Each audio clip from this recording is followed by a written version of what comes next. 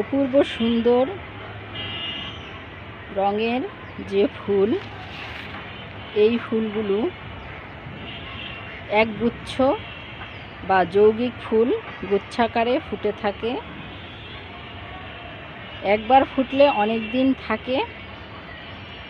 বাগান সাজাতে এই ফুল অতুলনীয়।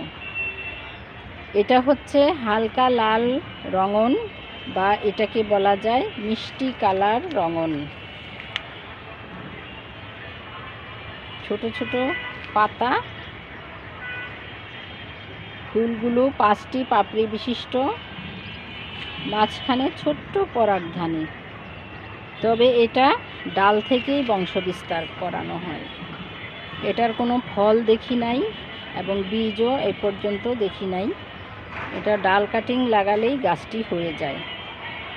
বাগান সাজানোর জন্য আপনারা এই মিষ্টি কালার রঙনটি লাগাতে পারেন।